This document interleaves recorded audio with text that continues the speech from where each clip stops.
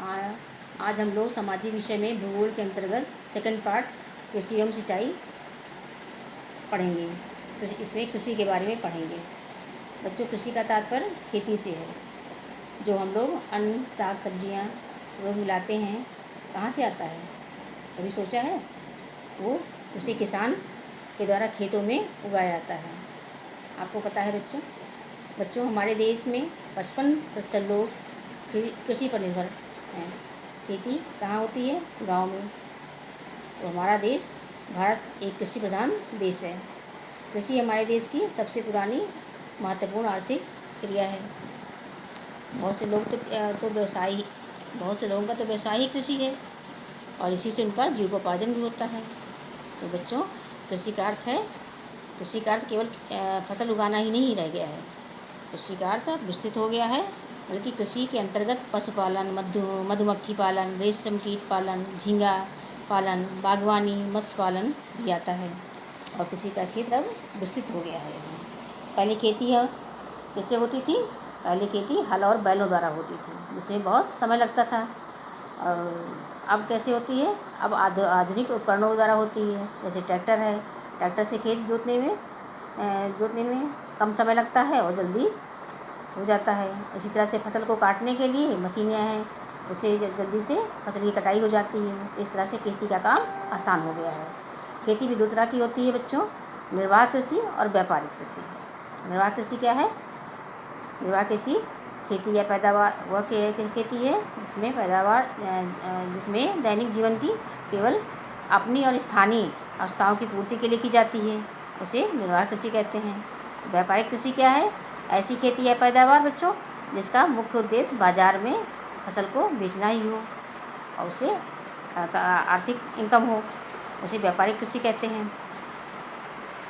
अब फसल किसे कहते हैं बच्चों? मनुष्य अपनी आवश्यकताओं के लिए जिन पौधों का उगाता है उसे फसल कहते हैं। हमारे यहाँ विभिन्न प्रकार की जलवायु तथा मिट्टी के कारण देश में लगभग सभी प्रकार की फसलें होती हैं। और अब बच्चों हमारे यहाँ देश में पैदा होने वाली फसल को 3 वर्गों में रखा गया है। कौन कौन सी है? पहला खाद्यान्न फसलें, दूसरा नगदी फसलें, तीसरा पेय या बागानी फसलें। खाद्यान्न फसलों में क्या आता है? गेहूँ, चावल, जौ, चना, मटर, दाल, बाजरा, ज्वार आदि आता है। नगदी फसल क्या है? गन्ना, कपास, जूट, तिलहन, तंबाकू आदि। और पेय या बागानी फसलें क्या है? चाय, कहवा, गरम मसाले आदि ये बागानी फसलों में आता है। अब इन फसलों को काटने और बोने के आधार पर, कब काटी जाती हैं, कब बोई जाती हैं, उनके आधार पर इनको 3 वर्गों में रखा गया है। वो क्या है? रबी की फसल, खरीफ की फसल और जायद की फसल। अब रबी की फसल का समय क्या होता है बच्चों? रबी की फसल ये जाड़े के प्रारंभ में बोई जाती है और गर्मी के प्रारंभ में काटी जाती है।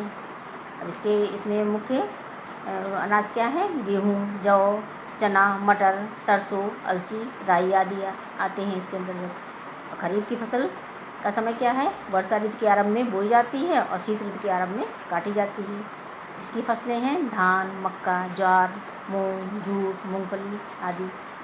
जायद की फसलें क्या है बच्चों? इसका समय होता है मार्च अप्रैल में बोई जाती है और उपज तैयार होने पर ये प्राप्त की जाती है। और जैसे इसमें तरबूज, खरबूज, ककड़ी, सब्जियां आदि आती हैं। ये बहुत दिनों तक नहीं रखी जा सकती हैं। फिर हमारे देश की मुख्य फसलें क्या क्या हैं बच्चों? हमारे देश की मुख्य फसलें चावल, धान, चीन के बाद भारत का विश्व में चावल उत्पादन में दूसरा स्थान है। जो हमारे देश में चावल उत्पादन का क्षेत्र कहाँ कहाँ है? पश्चिम बंगाल, उत्तर प्रदेश, आंध्र प्रदेश, बिहार, झारखंड, उड़ीसा, तमिलनाडु, केरल, मणिपुर, मेघालय, त्रिपुरा, महाराष्ट्र, कर्नाटक, पंजाब आदि जगहों पर अधिक धान चावल होता है। और इसके लिए अधिक गर्मी और अधिक पानी की आवश्यकता होती है और चिकनी मिट्टी की आवश्यकता होती है। ये किसकी फसल है? ये खरीफ की फसल है। ठीक है बच्चों, समझ में आ रहा है? फिर गेहूँ है। भारत में उत्तर प्रदेश राज्य गेहूँ उत्पादन में प्रथम स्थान पर है तथा भारत जो है वो विश्व के में दूसरे स्थान पर है गेहूँ उत्पादन में।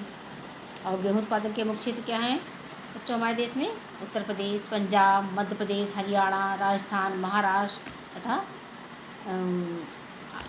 और इसके लिए गेहूँ के लिए सामान्य वर्षा की और दोमट मिट्टी की आवश्यकता होती है, और पकते समय गर्मी इसमें अधिक चाहिए इसको। ये किसकी फसल है? ये रबी की फसल है। और बच्चों इसके बाद हमारे देश की इसके अतिरिक्त हमारे यहाँ गन्ना, कपास, जूट, कहवा आदि भी होता है। और ये कपास से सूती वस्त्र बनाए जाते हैं। जूट जिससे जो कि बोरे और बैग्स वगैरह बनाए जाते हैं। चाय या कहवा ये कहाँ होता है? ये पहाड़ी इलाकों में होता है। इसमें पानी पानी चाहिए लेकिन अधिक नहीं चाहिए, इसलिए सीढ़ी या ढाल में होता है या सीढ़ीदार खेत बनाए जाते हैं जिससे कि पानी इसका रुके नहीं, बह जाए। ठीक है बच्चों, समझ में आ गया? आज हम लोग यहीं तक पढ़ेंगे। आप लोग गृह कार्य के लिए प्रश्न नोट कर लीजिए। निर्वाह कृषि और व्यापारिक कृषि में क्या अंतर है? कल हम लोग चकबंदी, इसी में आगे चकबंदी, सिंचाई और हरित क्रांति के बारे में पढ़ेंगे।